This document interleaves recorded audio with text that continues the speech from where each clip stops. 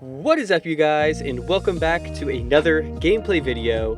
Today I'm covering a subscriber match between Madarame and Taiko. They told me that they had a good game, and I want to start showcasing some of my subscribers' matches, so let's get right into it. If you want to be featured on my channel, go ahead and join my Discord, the link is in the description. But it looks like we have Mihawk versus Green Zoro, and it looks like Zoro's going first. And they just pass it over to the Mihawk player, and they play down a Bonnie, and they search a Law, passing it back over to Zoro. They're going to play out their Mihawk as well as a 4-cost Zoro, restanding 2 Dawn cards, and then throwing down a Hiyori, which they're able to search with as well. And they grab another Mihawk. Oh, that's right, they can't attack because their opponent's Mihawk is actually at 6,000 power. So the Mihawk player throws down a Kitten Killer to search. They grab a 2k blocker Zoro and then search again with their Bonnie, grabbing another 2k blocker Zoro. And then they attack 6 into 5. Makes sense that they take. They still have 5 life cards. Looks like they decided to throw down the, well, I don't know how to say that, this 2k counter. And then they use it to pop the Bonnie. And then they search again to get their own 6-cost Law.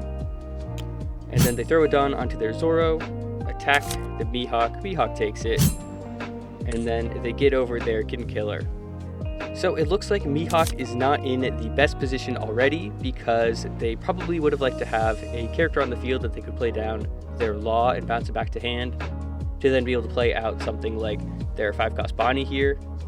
But in any case, they throw down their Bonnie to search and grab another 5-cost Bonnie. And then they attack their leader, they counter out, play down the 4-cost blocker Zoro, and then pass it over to their opponent.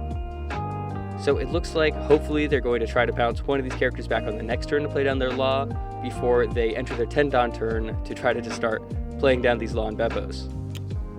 The Zoro player throws a Dawn on their 4-cost Zoro and attacks, and the Mihawk player takes it to bounce back their Zoro and then play it down again, getting 2 more Dawn cards to be able to search. And they grab the Queena, which is very good. And then they throw Dawn onto their leader and attack again. And Mihawk draws another Law, so I'm definitely expecting the Law to hit the field this turn. They first search with their Bonnie, grabbing their 3rd copy of Bonnie. And then they play down a Scratchman Apu to rest nothing, I guess. And then they play down their Bonnie to draw 2 and then discard 1. Oh, it doesn't look like they discarded 1. I guess that's fine. Maybe they'll remember in a second. In any case, with the extra Dawn that they got, they throw down a Perona to search for Shanks. And then they rest their Perona using their leader's effect to restand 3 Dawn cards. They use their Zoro to attack over the Hiyori Searcher, and then throw some Dawn onto their leader to try to do some damage to their life. And they take the life card. It's a Cavendish, that's very good.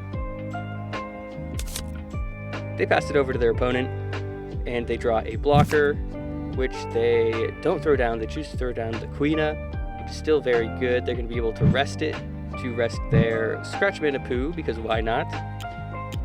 And then they throw 3 Dawn onto their Zoro, and then they play down their blocker over their 2k that they used a few turns prior, and they attack over the blocker Zoro before using the event to restand it, actually attacking over Bonnie, which they block, and give the event to boost it by 4,000 power, keeping it on the field. And then Zoro leader uses his effect to restand himself and attack the Mihawk leader, which they use another event. Then they manage to get over the Searcher Bonnie, and then get over the Scratchman Apu as well.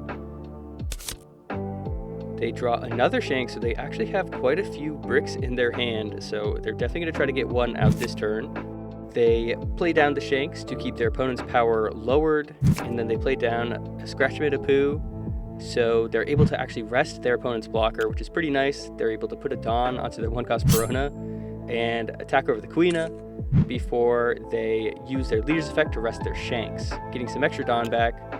And then they attack over their Zoro that should have been active. That's a mandatory effect, actually, so that should definitely be active. In any case, it's off the field now.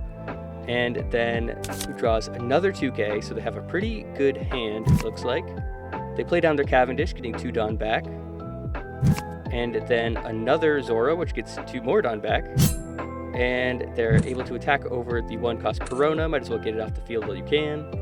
Before they play down the 5-cost Tashigi, which is a very strong character. Able to rest the 5-cost blocker Bonnie. And then the Zoro leader attacks over Bonnie here, but it looks like Mihawk's choosing to counter out. I definitely like that, it makes sense. Trying to keep a blocker on the field while you still can. So then he attacks their life, and they find their stage card. A little late, but I guess that won't hurt. I feel like they should have also attacked with their Law, because the Law is not a blocker right now. But in any case, the Mihawk player throws down one of their stage cards to just draw 1, and then they throw down another Shanks, then the other stage card to draw again. Might as well just get him out of your hand while you have the chance. And then they rest their Shanks that they just threw down this turn with their leader to restand 3 Dawn cards, as well as rest an opponent's character. And actually, in hindsight, I do think that that's what they did last time. I just didn't notice that. The Zoro was probably rested from the Shanks effect. In any case, they get 3 Dawn back, and then they use 1 to search with the Bonnie. I really like that interaction, it feels very free. And they grab another 2K, trying to get their hand a little bit better. I don't know why both players were so insistent on throwing down all of their 2K counters onto the field, but his hand is looking pretty okay, so I guess that's fine. Now they attack with their other Shanks, and they rest the blocker, so the 9,000 power swing is going to go right into their life. Makes sense, they don't want to discard their entire hand, so they take the life card, and it's another restand event. So now they just use their Apu to just attack over the blocker, and they counter out, which I can understand, but I think they're just going to attack with their leader into it afterwards. Nope, they attack with their leader into life, a little 7 into 5, so they take another life card. That makes sense for sure. So they did take 2 life cards, but they still have a blocker on their side of the field, and their Law has actually become a blocker now as well.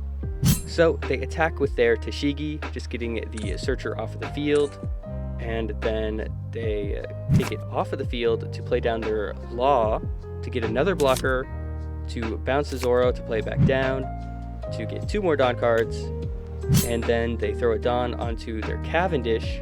I don't know why the Dawn was very necessary there.